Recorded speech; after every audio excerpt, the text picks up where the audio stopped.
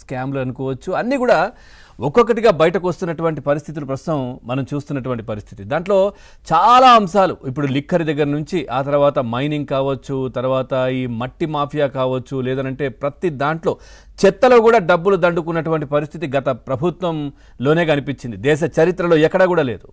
So చెత్త మీద కూడా పన్నేసి దాంట్లో కూడా డబ్బులు కాజేశారనే చర్చ. సో ఈ విధంగా అన్నిటినీ చేసి చివరికి కనీసం ఈ దేవుళ్ళనైనా వదులుతారా అనుకుంటే అది లేదు. ఎందుకంటే దేవుళ్ళ పైన కూడా, ముఖ్యంగా మనం తిరుమల గురించి మాట్లాడుకున్నట్టయితే ఈ లడ్డు వ్యవహారం ఎంత దుమారం రేపింది అనేది మనం చూడొచ్చు. ఎందుకంటే మొత్తం తెలుగు వాళ్ళే కాదు, యావత్ ప్రపంచంలో ఉన్నటువంటి భారతదేశానికి సంబంధించిన వాళ్ళు కావచ్చు, ఇతర దేశస్తులు, ఇతర మతస్థులు కూడా నిజంగా చెప్పాలంటే తిరుమల వెంకటేశ్వర స్వామి ప్రసాదాన్ని తినేవాళ్ళు కూడా చాలామంది ఉన్నారు.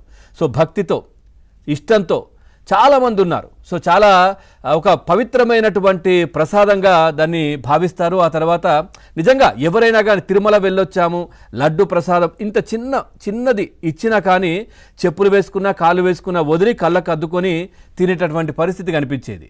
ఎప్పటి వరకు ఉన్నటువంటి పరిస్థితి. సో గత 5 సంవత్సరాలు జగన్మోహన్ రెడ్డి అధికారంలో ఉన్న సమయంలో పూర్తిగా ఈ కల్తీ నెయ్యి, ఈ యానిమల్స్కి సంబంధించినటువంటి ఫ్యాట్ కావచ్చు, ఇట్లాంటివన్నీ కూడా దాంట్లో కలిశాయని తెలిసిన తర్వాత యావత్ దేశంలో, ప్రపంచంలో ఉన్నటువంటి హిందూ బంధువులందరూ కూడా ఒక నిర్ఘాంతపోయినటువంటి విషయం.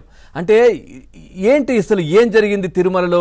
జగన్మోహన్ రెడ్డి ఇంతకి దిగజారిపోయారా? ఇంత విషయం తెలిసినా కానీ ఎందుకు దీనికి సంబంధించి కూడా గత ప్రభుత్వం ఎందుకు ఆలోచన చేయలేదు?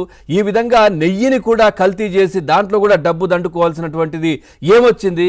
నిజంగా చెప్పాలంటే ఇతరత్ర అన్నిటినీ, శేషాచలం అడవిని కూడా కొల్లగొట్టారు. ఎర్రచందనాన్ని కూడా ఖండాంతరాలు దాటించి అమ్మేసుకున్నటువంటి పరిస్థితులు కనిపించాయి. మొన్న ఎవరో చెప్తా ఉన్నారు, ఇప్పుడు ఏదైతే నిల్వలు దాంట్లో ఉన్నాయో ఇక్కడ కూంబింగ్లో పట్టుకున్నటువంటి ఎర్రచందనం, దాన్ని కూడా కరెక్ట్గా వీళ్ళు వెళ్ళేటప్పుడు అప్పచెప్పినటువంటి స్టాక్ ఏదైతే ఉంటుందో పట్టుకున్నది, దాన్ని ఖచ్చితంగా చెక్ చేసుకోవాలి కూటమి ప్రభుత్వం అని. ఎందుకంటే గతంలో ఏదైతే అంతకు ముందు జగన్మోహన్ రెడ్డి అధికారంలోకి రాకముందు పట్టుకున్నటువంటి దొంగలన్నీ కూడా ఆల్రెడీ దాటించేశారు. దాంట్లో రికార్డులో ఉన్నాయి తప్పించి లోపల ఏమీ లేవు అనే చర్చ జరుగుతున్నటువంటి పరిస్థితులు. సో వాటిని కూడా ఖచ్చితంగా చూడాల్సినటువంటి అవసరం ఉంది. సో ఈ నేపథ్యంలో ఈ నెయ్యికి సంబంధించి కూడా మనం చూస్తే దీంట్లో ఈ నెయ్యిల వ్యవహారంలో చాలా కీలకమైనటువంటి అంశాలు కూడా ప్రస్తుతం వెలుగులోకి వస్తున్నటువంటి పరిస్థితి. దీన్ని కూటమి ప్రభుత్వం బయటకు తీసుకొచ్చిన తర్వాత జగన్మోహన్ రెడ్డి అండ్ బ్యాచ్ చాలా హడావిడి చేశారు. అసలు ఏంటది, మేము తప్ప వెంకటేశ్వర స్వామిని ఎవరు కూడా ఆరాధించరు, మేము అంత భక్తితో అంత శ్రద్ధగా మేము దానిపైన కొండపైన మొత్తం చూసుకున్నామనే విధంగా వాళ్ళు మాట్లాడారు. కానీ ఇప్పుడు ఒక్కొక్కటిగా సిట్ అధికారులు దాని నుంచి తీస్తున్నటువంటి అంశాలు ఏవైతే ఉన్నాయో, దాంట్లో జరిగినటువంటి అవినీతి ఏదైతే ఉందో, దాంట్లో కొన్ని నెలల క్రితం వైసీపీ హయాంలో ఏదైతే తిరుమల లడ్డూలో కల్తీ జరిగిందని ఒక కీలక వ్యాఖ్యలు చంద్రబాబు నాయుడు గారు చేసిన తర్వాత సిట్ అధికారులు సిబిఐ ఎంక్వైరీలో దీనిపై పూర్తిగా కూడా ఒక సుప్రీంకోర్టుకు వాళ్ళు నివేదిక సమర్పించినటువంటి పరిస్థితి కనిపించింది. అంటే దీంట్లో ఏదైతే టీటీడీకి సరఫరా చేసింది అసలు నెయ్యే కాదంట, అసలు నెయ్యే కాదు అది. అంటే వీళ్ళు నెయ్యి అని చెప్పి తీసుకొస్తా ఉన్నారు, తెచ్చారు, నెయ్యి అని చెప్పారు తప్పించి దాంట్లో నెయ్యే లేదంట. పూర్తిగా సిబిఐ కావచ్చు, సిట్ దీనికి సంబంధించి తేల్చేసినటువంటి పరిస్థితి. కోర్టు కూడా నివేదికలు ఇచ్చింది పూర్తి ఆధారాలతో పాటు. దీంట్లో పామాయిల్, కెమికల్స్, ఇతర ముడి పదార్థాలతో పూర్తిగా ఒక నెయ్యిని తయారు చేసి ఆ నెయ్యిని భక్తులకు ఈ లడ్డూ ప్రసాదం ద్వారా ఇచ్చినటువంటి పరిస్థితి, దేవుడికి కూడా నైవేద్యం పెట్టినటువంటి పరిస్థితి కనిపించింది. దాంట్లో కొన్ని అవశేషాలు కూడా దాంట్లో కలిశాయని గతంలో కూడా కొన్ని ల్యాబ్ రిపోర్ట్స్లో కూడా వచ్చినటువంటి పరిస్థితి ఈ యానిమల్ ఫ్యాట్కి సంబంధించి. సో ఇప్పుడు ఈ అంశం తేలుతా ఉంది, దాని అసలు నెయ్యే కాదంట అది. అందుకే మనం గత 5 సంవత్సరాలు చూస్తే కనుక చాలామంది ఖచ్చితంగా ఇది ఎవరో టెస్ట్ చేయాల్సింది, ఎవరో చెప్పాల్సిన అవసరం లేదు. ఎవరైనా లడ్డు ప్రసాదం మీకు తెచ్చి ఉంటే ఒక 2 రోజులు ఆగిన తర్వాత అది పూర్తిగా పాడైపోవడమో, ఫంగస్ రావడమో, లేదంటే గట్టిపడ్డమో ఏదో ఒకటి జరిగేది. గతంలో లడ్డు ప్రసాదం తెస్తే ఫ్రిడ్జ్లో పెట్టకున్నా సరే, బయట ఉంచినా సరే, ఇట్లా తీసేస్తే కొంచెం తేమలాగా, చేతికి సమర్లాగా ఇట్లా అనిపించేది.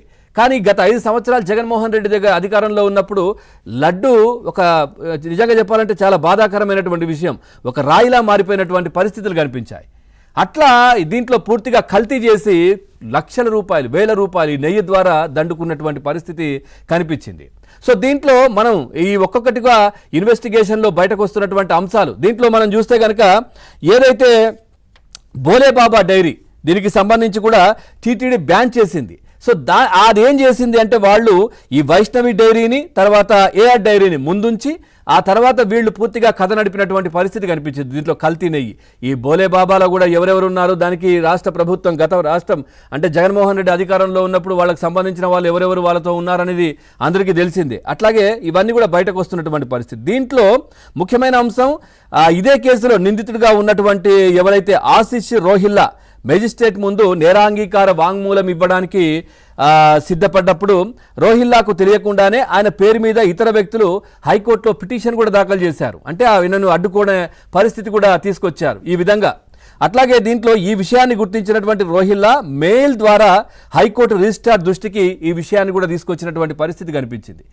ఏంటి అసలు జగన్మోహన్ రెడ్డి అధికారంలో ఉన్నప్పుడు ఏ విధంగా చేశారనేది నిజంగా ఈ కల్తీ మందు కావచ్చు, లేదంటే నిజంగా కంపేర్ చేయడం కాదు, అసలు అది వేరే అంశం ఇది వేరే అంశం అయినప్పటికీ కూడా ఈ విధంగా ప్రతి దాంట్లో కూడా దేవుణ్ణి కూడా వదలలేదు అనే దానికి ప్రత్యక్ష నిదర్శనం ఈ అంశమే, ఉదాహరణ.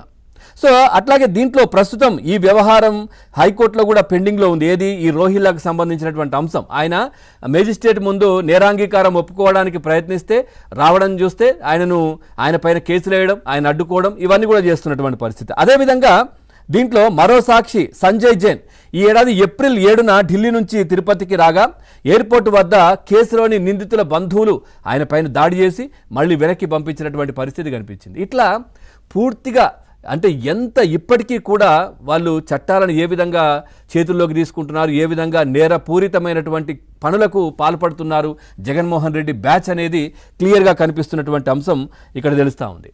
సో ఈ సిట్ ఏదైతే కోర్టుకి ఇచ్చినటువంటి అంశాలు చాలా కీలకమైనటువంటి విషయాలు కూడా బయటకు వస్తున్నటువంటి పరిస్థితి కనిపిస్తుంది. అసలు ఇది నెయ్యే కాదంట, పామాయిల్ అంట. ఆ పామాయిల్కు అవన్నీ కూడా కలిపి మిక్స్ చేసి పూర్తిగా మనం చూస్తూ ఉంటాం కొన్ని ప్రాంతాల్లో పాలను కూడా